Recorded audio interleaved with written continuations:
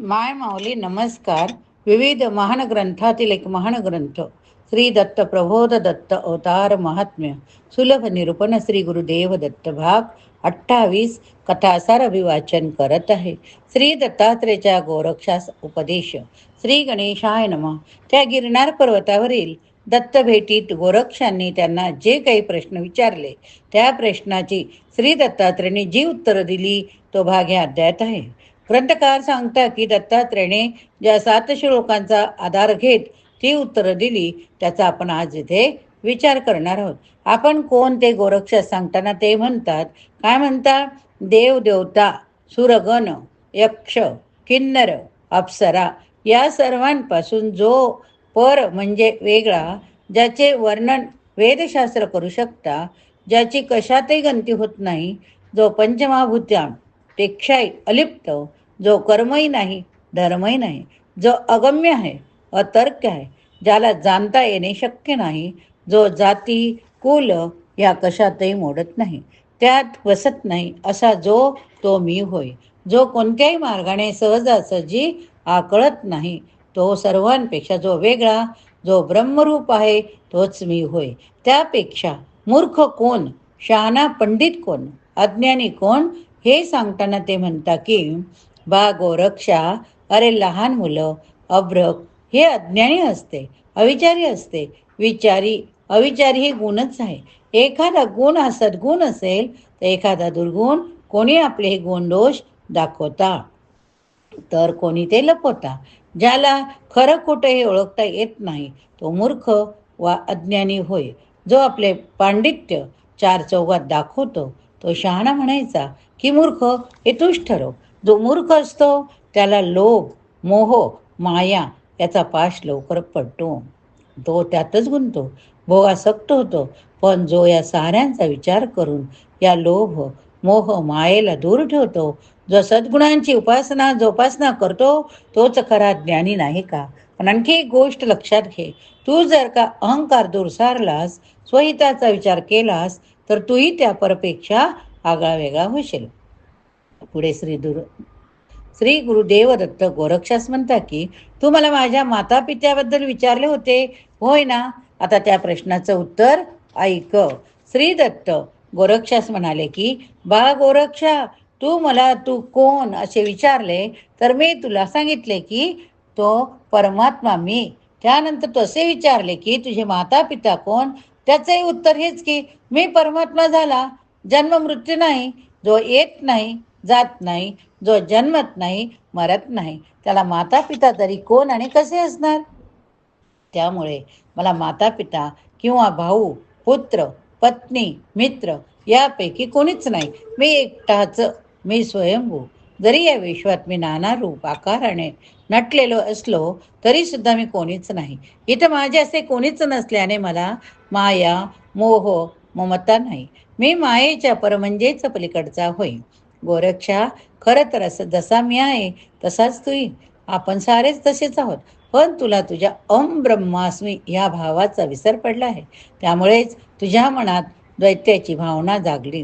देहहंता, अहंकार, अभिमान याने तुला ग्रासले. तुझा संयम सुटला. तुझा इंद्रियांवरचा, मनावरचा ताबा सुटला. इंद्रियांवर ताबा मिळवून जितेंद्रिय कसे व्हायचे ते मी तुला आता सांगतो, ऐक. असे म्हणून श्री दत्तात्रेयांनी त्यास काय सांगितले? गोरक्षा, अरे खऱ्या अर्थाने जितेंद्रिय तो आहे की ज्याने केवळ आपल्या इंद्रियांवरच नाही तर त्यांच्यावर सत्ता चालविणाऱ्या मानवावरही ताबा मिळवलेला आहे. ज्याने मनास जिंकले त्याच्यावर आपला संयमाचा ताबा ठेवला आहे तोच खरा जितेंद्रिय होय. आपला संयमाचा ताबा ज्याने मनावर ठेवला तोच खरा जितेंद्रिय. तू स्वतःला जितेंद्रिय मानत असेल पण तसा खऱ्या अर्थाने जितेंद्रिय ठरलेला नाही, कारण तुझ्या मनावर ताबा नाही, संयम नाही. तुला जर खरे जितेंद्रिय व्हायचं असेल तर नियम पाळ, मनात जितेंद्रियाचा प्रयत्न कर. तुझ्या मनातल्या द्वैत भाव दूर केलास तरच तुला ते अद्वैत परब्रह्म हे कळेल, दिसेल. मग तुझा मी तू पणाची बोळवळ होईल. तुझ्या मनातले सारे भेद दूर जातील. अशा प्रकारे वरील लिखाण दत्तात्रयांनी गोरक्षास उपदेश करण्याचा, त्याच जागविण्याचा प्रयत्न केला. हे सारे त्याचे बोलणे ऐकून घेतल्यावरही त्याने त्यांना आणखी एक प्रश्न विचारला. तो असा की, हे अवधूता, तू तो सनातन शिव कोण हे स्वतः जाणले आहे का? त्यावर श्री दत्त त्यास म्हणाले की, बालका, अरे इतके सांगूनही तू मला तुझी मी हे शिवपद जाणले आहे का म्हणून विचारतो आहे की, याचेच मला मोठे कौतुक वाटते. असो, आता त्या तुझ्या शंकेचे मी निरसन करतो. श्री दत्त गोरक्षास सांगता, बाबा रे, सकल ज्ञानाचे जे ज्ञान आहे ते ध्यानाचे ज्ञान, ध्यान हे शिव होय. तो शिव हा सच्चिदानंद घन असून तो विश्वव्यापक, त्याला आधी नाही, अंत नाही, मध्ये नाही, ज्याचा विश्वात सर्वत्र विस्तार, तो शिव हा व्यापक आहे. त्याचीच सर्वांवर सत्ता आहे. तोच खरा नियंत आहे, त्याच्याशिवाय अन्य काही नाही. याचाच अनुभव येणे हीच त्या शिवहमची अनुभूती आहे. त्याला जोवर आपण खऱ्या अर्थाने जाणत नाही, समजत घेत नाही, तोवर त्याचा संदर्भ काही न बोललेलेच उत्तम. गोरक्षा, आता तुला जो त्याला खऱ्या अर्थाने जाणतो, ओळखतो, तो योगी कसा असतो, तो योग काय हे मी तुला सांगतो ते ऐक. गोरक्षा, ह्या विश्वात नाना वस्तू आहेत, नाना देवता आहे, नाना रूपाचे आकाराचे असंख्य जीव प्राणी मात्र आहे, पण ते सारे काही तत्वसार नाही. तो परमात्मा सर्व रूपाने नटलेला असला तरी सुद्धा तो ह्या सर्वांपासून वेगळा, स्वतंत्र आहे. त्याने विश्व जरी व्यापलेले असले तरी ते विश्व म्हणजे तो नाही. तो परमात्मा, त्याआधी अनादि शिवतत्व हे या सगळ्यांपेक्षा फार वेगळे आहे. त्याला कल्पनेने ओळखता येत नाही. त्याच्या बाबतीत कोणतेच तर्कवितर्क काम करत नाही. ते सर्व सोडून देहंत, अहंकार, अभिमान यांचा पूर्णत्वाने त्याग करून अनन्य शरणागत भावाने शुद्ध निर्मळ मनाने त्याच्याजवळ गेले तरच तो शिव हे परमात्म तत्व हे कळते, उमजते. वा गोरक्षा, ती तुझ्या मनाची खऱ्या अर्थाने शुद्धता होण्यासाठी, तुझं मन निर्गवी निरंकारी होण्यासाठी काय करायला हवं, काय व्हायला हवं ते आता ऐकून घे. गोरक्षा, योगाच्या बाबतीत म्हणशील तर 6 प्रकारचे वेगवेगळे योग प्रकार सांगितले गेले आहेत. त्याचे मार्ग भिन्न. त्याच्या सिद्धीसाठी आहार प्रत्याहाराची मर्यादा, त्या योग बाबतीत योग साधनेत देहास अतिकृष्ट कष्ट द्यावे लागतात, खूप त्रास सहन करावा लागतो. हठ योग तर फारच कठीण, सर्वसामान्य जीवास साधना येत नाही. ज्या भाग्यवंतांना तो योग, ती योगसिद्धी बहुभाग्याने अपार साधनेच्या कष्टाने प्राप्त होते, ते तुझ्यासारखे स्वतःला मी योगी म्हणून घेणारे अहंकारी अभिमानी हे असे वाया जातात. त्या सिद्धीची योगाभ्यास नको असलेली एक अहंता गर्व चढतो, तेथेच त्याचा तुझा झाला तसा घात होतो. रिद्धी सिद्धी प्राप्त झाल्या की त्याचाही योग्यास मद चढतो, त्याच्या मनात मत्सर जागतो, तो त्याचा घात करतो. तुझ्याही बाबतीत आता आणि येथे तेच घडले आहे. तू खरा योगी नाही ठरलास, तुझा दुसऱ्या अहंकारानेच घात केला. तू प्रत्यक्ष सद्गुरूंची आज्ञाही मानली नाही. बा गोरक्षा, अरे मीपणाने जर कोणी काही करू शकेल तर त्यात त्याचे भले होत नाही. खरा योग हा सद्गुरूंच्या कृपेशिवाय साधत नाही, साधता येत नाही. बा गोरक्षा, तू योगाबरोबर सद्गुरूंच्या कृपेने आपले मन जिंकण्याचा प्रयत्न कर, त्याचा अभ्यास कर. जो जर करशील तरच तुला या जीवाशिवाच्या मी तूपणाच्या द्वैत दूर करून त्या परमात्म्याशी एकरूपता साधता येईल. हा आणि असा बोधात्मक निरूपणाचा भाग घेतला ऐकला आणि मग मात्र गोरक्षास स्वतःच्याच गैरवर्तनाची लाज वाटू लागली. त्याने आपली चूक कबूल करत श्रीदत्त चरणास मिठी घातली. तेव्हा पुन्हा एकदा त्यास सावध करीत मच्छिद्रनाथ म्हणाले, गोरक्षा, अरे हा देखावा नको, ही खरी शरणागताला हवी. आता तरी जागा हो रे. हे एवढे बोधामृत प्राशन केल्यावर तरी तुझ्या खरे अर्थाने हित होऊ दे. आता आणखी कोणत्याच चमत्काराची अनुभूतीची प्रत्ययाची उगाच मनात आस धरू नकोस. येथे नारद पुराण समज दत्त प्रबोध्या ग्रंथाचा 46वा अध्याय संपला. पुढचा भाग गोरक्ष दत्त यांचा लपंडाव. श्री गणेशाय नमः.